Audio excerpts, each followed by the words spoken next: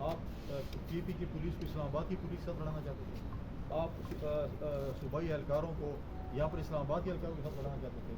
آپ کی ضرورت کیا تھی کہ آپ فائر بریگیڈ لے کر یہاں پر آ رہے تھے، آپ ایمبولینسز لے کر آ رہے تھے، آپ سرکاری وسائل یہاں پر خرچ کر رہے تھے۔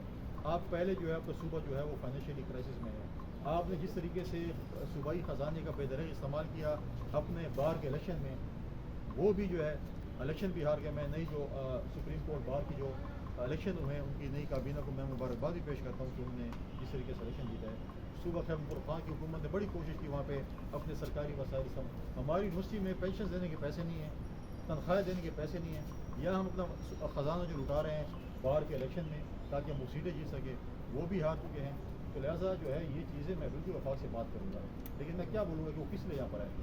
کوئی اچھے کام کے لیے تھے، کوئی آگ بجھانے کے لیے تھے کہ آپ کے وفاق پہ چڑھائی کرنے کے لیے تھے؟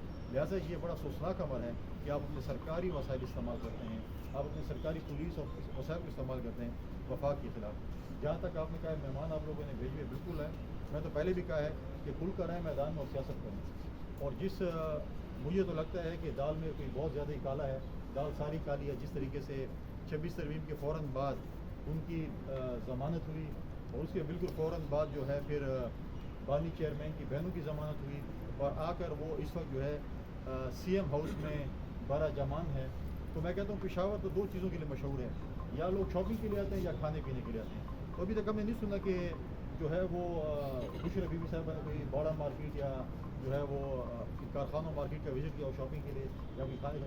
پالیٹکس کر دیں تو کھلے عام کریں، میدان میں میٹنگس کر رہے ہیں، کس کو نہیں پتہ؟ آپ جب کہتے ہیں کہ جی ہم تو میٹنگس بھی نہیں کر رہے، تو آپ کس لیے وہاں پر ہیں؟ مطلب ہے کہ آپ وہاں پر بیٹھے ہیں میٹنگس کریں، بالکل کریں، آپ کا جمہوری حق ہے آپ میٹنگ کریں، پھر آپ تنقید بھی برداشت کریں گے۔ اور جو ہے اس طریقے سے پشاور آنے کا پہلا اثر تو یہ ہوگا کہ سپریم کورٹ بار کا الیکشن آ جائیں۔ انشاءاللہ اسی طریقے سے باقی اثرات بھی آپ کے سامنے آئیں گے۔ اور اگر اس رہائی کا ہم تو منی ٹریل کہتے ہیں، اس کا ٹریل دیکھا جائے تو ساری دال ہی کالی ہوگی، اور اس کے اثرات جو ہیں وہ انشاءاللہ آپ کو بہت جلد نظر آئیں گے۔ میں سمجھتا ہوں کہ صرف اس کا جو پہلا نتیجہ یہی ہے کہ شاید پی ٹی آئی جو ہے وہ خیبر پختونخوا تک کی جلسے جلوس کرتے رہے۔